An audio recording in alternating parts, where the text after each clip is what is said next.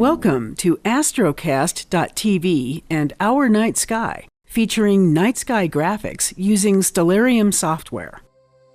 This is Carolyn Collins Petersen, your guide to Northern and Southern Hemisphere sky gazing for the month of August. As you prepare to observe, be sure and dress for the weather where you live, and bring along binoculars or a small telescope because they'll help enhance your view.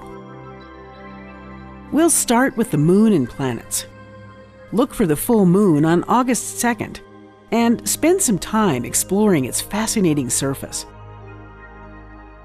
The bright planets Saturn and Mars are in Virgo this month.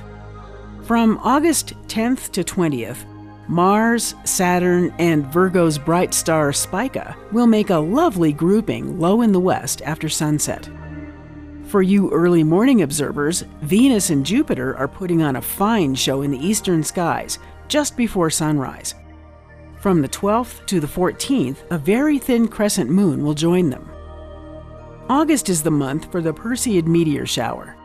It lasts for several nights and peaks on the evenings of August 12th into the 13th. Look for bright flashes of light emanating from the direction of the constellation Perseus.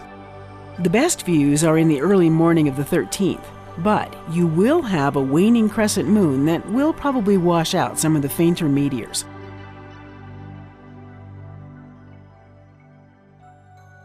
Now let's explore some prominent constellations easily visible around 10 in the evening.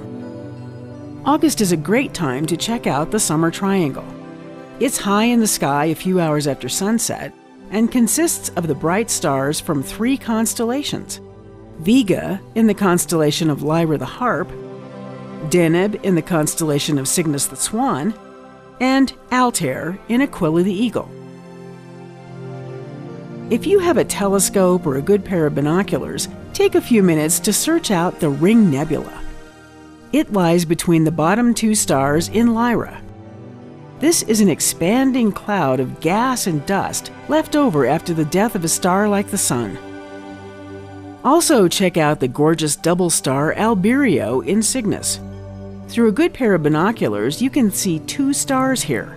One is faintly golden colored, and the other one a light blue. If you have good dark skies, you might be able to see a faint band of light running across the sky. This is the Milky Way, and we see it from our vantage point inside the galaxy. It runs from northeast to southwest, from W-shaped Cassiopeia through Cygnus, then south between S-shaped Scorpius and the teapot shape of Sagittarius, and then on down to the southern hemisphere, where it's the backdrop for such constellations as the Southern Cross. For southern hemisphere viewers, Scorpius is nearly overhead. Everyone should check out the bright star Antares. It's a red giant that lies about 600 light-years away from Earth.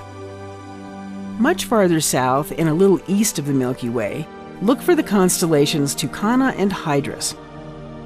About halfway between the tip of Hydrus and the bottom of Tucana, you should be able to spot a naked-eye cluster of stars called 47 Tucanae. This globular cluster contains millions of ancient stars. Well, that's just a small taste of what's up this month.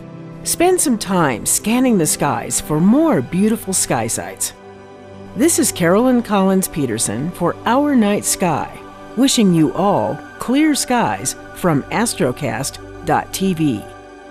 Music for this episode of Our Night Sky comes from the album Stella Novus from geodesium.com.